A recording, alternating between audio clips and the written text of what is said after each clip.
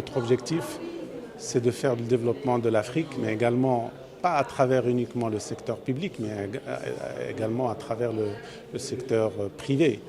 Donc on vient ici essentiellement pour comprendre un peu les attentes du secteur privé, sensibiliser également le secteur privé pour investir dans un certain nombre de secteurs très stratégiques pour l'Afrique. Et d'ailleurs, toute mon intervention tout à l'heure, au niveau du secteur de l'eau et de l'assainissement des déchets, est tournée autour de comment on peut impliquer le secteur privé dans le secteur de l'eau et de l'assainissement. Et j'avais donné quelques idées intéressantes de comment impliquer ce secteur privé, comment il soit plus actif et comment également les autres institutions internationales et les gouvernements puissent aller dans ce sens et demander au secteur privé de faire plus dans l'eau et l'assainissement pour pouvoir atteindre les objectifs de développement du millénaire et faire face donc au changement climatique. Donc, au point de vue de la BAD, d'ailleurs, je l'avais dit, c'est quelque chose de très important, le fait que nous devrons être très stratégiques dans notre approche dans les différents secteurs, y compris le secteur de l'eau par exemple, où on devrait insister sur la sécurité de l'eau.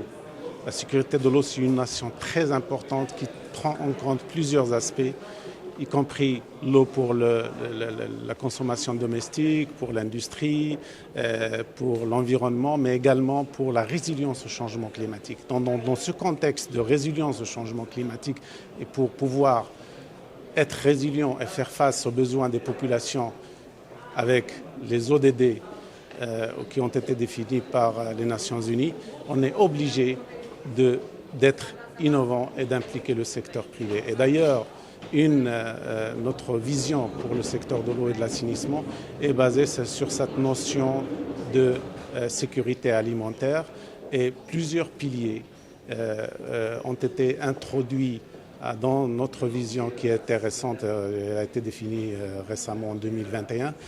Un des piliers, c'est l'utilisation de l'eau dans le domaine de l'agriculture et un autre pilier, c'est la promotion de l'eau pour l'hydroélectricité. Donc vous voyez le nexus eau, énergie et agriculture, elle est présente.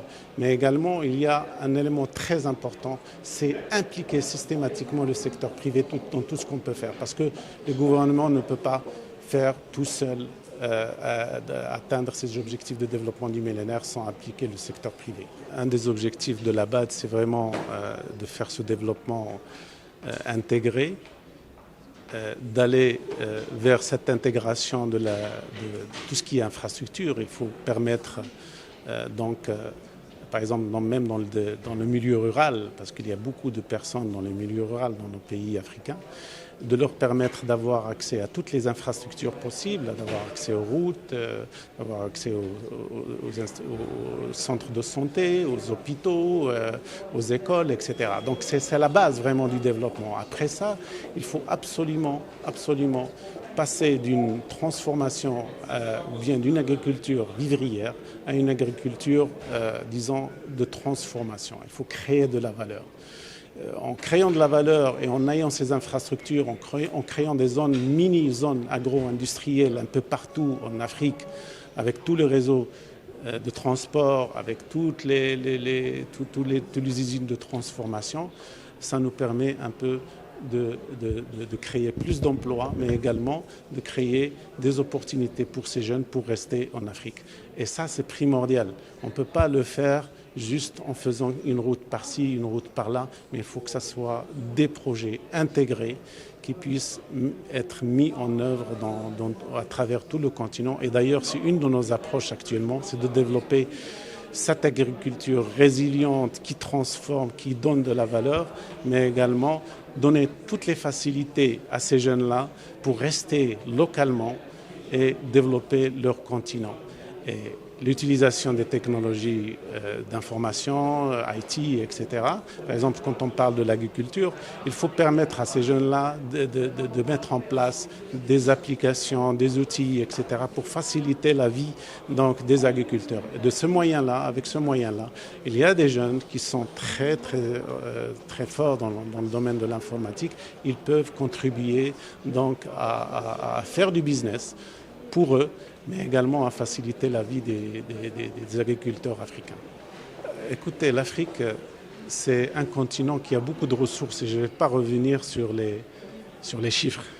Tout le monde le connaît. L'Afrique, c'est le continent de demain avec 2,5 milliards, une population de 2,5 milliards de personnes en 2030 à 2050. Et ça, c'est énorme. Et avec toutes les ressources qui sont disponibles. Il y a du gaz, il y a des terres arables non utilisées, il y a de l'eau, etc. Donc, il faut trouver un moyen pour utiliser toutes ces ressources, fixer les populations africaines en Afrique pour qu'ils puissent participer au développement de ces ressources-là, transformer ces ressources localement en Afrique pour donner de la valeur et permettre le développement du continent. Donc c'est essentiellement ça, c'est l'objectif et c'est là où le secteur privé doit intervenir. Que ce soit le secteur privé national ou international, doivent intervenir à ce niveau-là pour donner la valeur à toute la ressource qui existe au niveau de l'Afrique.